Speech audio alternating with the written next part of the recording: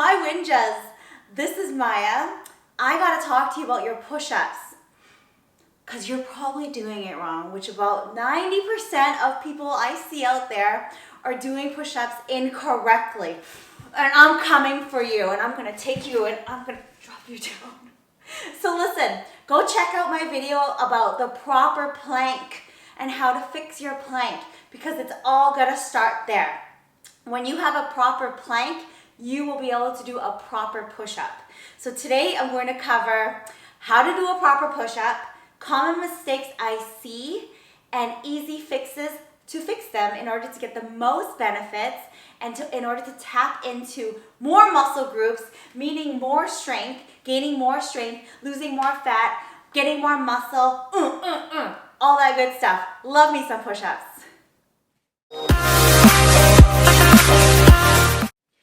Most common mistakes I see in a push-up is not going deep enough. That's what she said. Okay, focus, Maya. Okay, common mistakes. Not having full range of motion, right? So when you don't have full range of motion, you're not going to get the full benefits of a push-up, which is shoulder strength, core strength, plus when you're doing it properly, like the way I'm going to teach you, you're going to engage the glutes, the lats, the rhomboids, so many things. So not getting full range of motion, incorrect elbow positioning, weak ass core, so lazy ass core, which brings us back to that plank. You gotta have a beautiful, strong, stiff plank. And also people not fully finishing the check. Have you heard that hockey terminology? So in hockey, when you are told to finish your check, it means you're on D, you're playing defense, and you better make sure your opponent, the guy that you're checking, is not going to be able to come to get around you and score the goal. So when you're finishing your check, you're finishing the job. You're making sure you're knocking him, you're doing something so that he doesn't go and score on you. So I call it finishing the check, meaning finish the job. So often people do a push-up with weak ass range, and then they're just doing it like this. When you're finishing the check, you gotta protract your shoulder blades at the top, and that's gonna tap in to the straightest anterior muscle group, which connects to the inner part of our shoulder blade, thereby making our shoulders stronger and more bulletproof. And all it takes is that little extra, the extra little something something at the top. So watch. So when I do my push-up, I engage plank sequence. So engage plank sequence.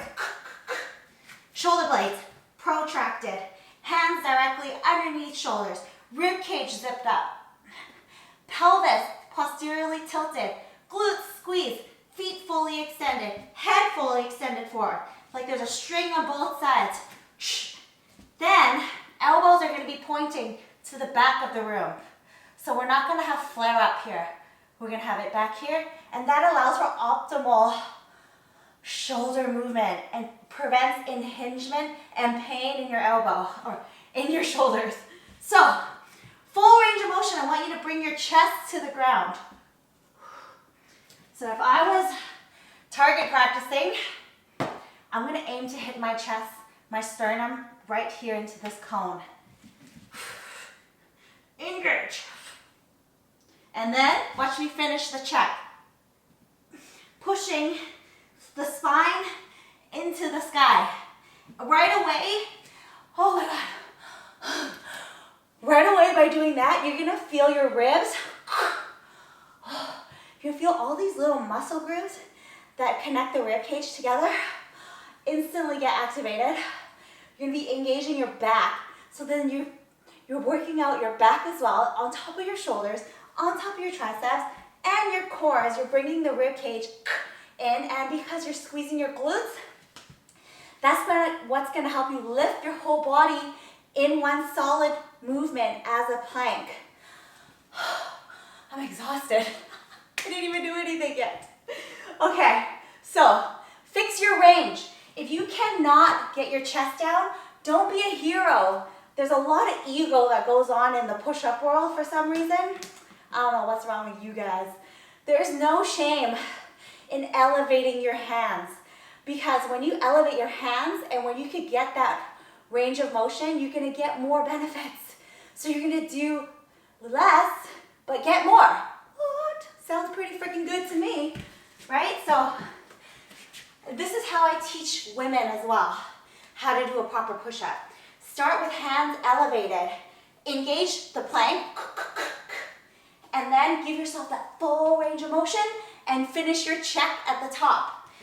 So, just because my hands are elevated doesn't mean I'm losing any benefits, because I'm engage, engage, engage.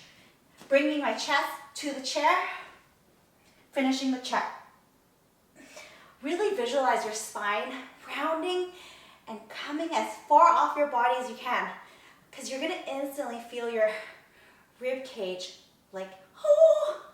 So, there is no shame in doing hands elevated push-ups, because if you're not doing it properly on the ground, what is the point even, right?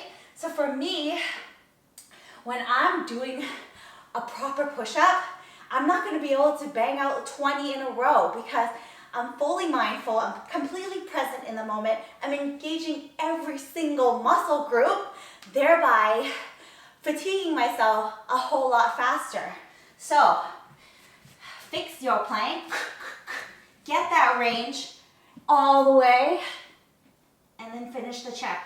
So when you're doing a push-up, you should be thinking about your hand positioning, your shoulder blade positioning, your elbow direction, your rib cage coming together, and your glutes, and your core, all at the same time. And then never, ever forget to finish that check. Oh, damn. So some really fun and easy variations to make it a little bit harder and to hit different muscle groups is you can put your hands a little bit wider, but you must still point your elbows back. And that's gonna hit more of the pec major, pec minor muscles. So watch, everything else is gonna stay the same. My hand positioning just changes and goes a bit wider, but my elbows are still gonna go back. So these are a lot harder. So engage plank, and still have that range, still finishing the check. Elbows, go back. See how my body moves as one unit? That's what we want. So that's, oh damn.